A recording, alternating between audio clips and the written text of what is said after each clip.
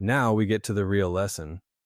Akorn did not lose this deal because Fresenius got cold feet. That is too simple. The court found three things had failed by the time Fresenius terminated: a general MAE condition, a bring-down condition tied to the truth of Akorn's representations, and a covenant compliance condition. Put simply, an MAE, which stands for material adverse effect, means the buyer believes the business got seriously worse, and a bring down condition means the seller's key claims about the business still have to hold up at closing, not just on signing day. In plain English, that means the court believed the problems were big enough, serious enough, and real enough that Fresenius did not have to close. That is a huge deal. Because Delaware said this was a valid walkaway, and that almost never happens. Let's pause here. This is where founders need to pay attention. The buyer was not just pointing to weak quarters. Delaware made clear that short-term bad numbers are not enough by themselves. The drop has to matter to the company's long-term earnings power over a commercially reasonable period, measured in years, not months. And in Akorn, the court thought it did. That is why this case matters so much. It shows the difference between noise and damage. Then there was the compliance side. The record showed Akorn did not make a serious effort to address data integrity issues until March 2018, after Fresenius's investigation forced the issue. The court said Akorn had taken no action in response to certain earlier reports, and it described a gulf between appearance and reality. It also pointed to evidence that Akorn gave the FDA a misleading description of part of its investigation and remediation efforts. Now, to be fair, not every buyer complaint in every deal is legitimate. Sometimes buyers press because they want leverage. Sometimes sellers downplay because they want the deal to survive.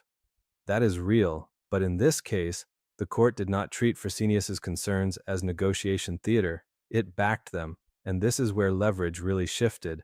If you're a founder leading a company, it's never too early to start thinking about your exit plan. That does not mean you're ready to sell tomorrow. It means you're smart enough to start building a business that will be easier to sell, stronger to run, and worth more when the time comes. Most owners wait too long. Then they try to fix everything under pressure. The better move is to start early, so when the day comes, you're ready. Check the pinned comment below to get started.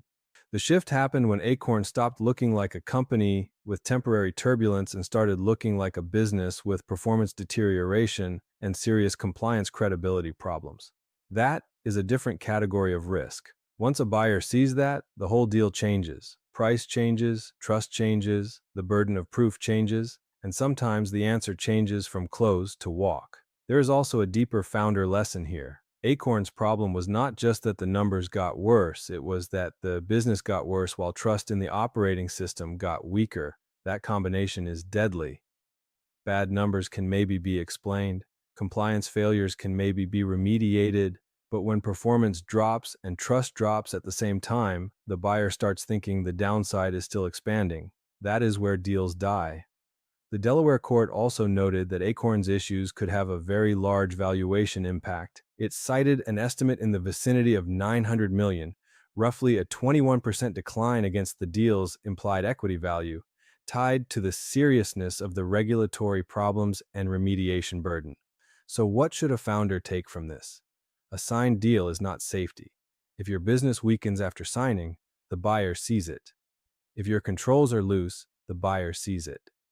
If your quality systems look better on paper than in real life, the buyer will eventually see that too. And if those things stack up, even a signed deal can die. This one did. That is why Akorn belongs and died in Diligence, not because it was dramatic, because it was real. The deal closed on paper. Then Diligence kept going, and the deeper the buyer looked, the less this business looked like the one it agreed to buy. That is the lesson here. Do not confuse a signed agreement with protection. A deal is only as strong as the business underneath it, and when scrutiny gets serious, the story will not save you. The systems, numbers, controls, and truth does. If those hold, the deal has a chance. If they do not, the deal can still die after everyone thinks it is already done.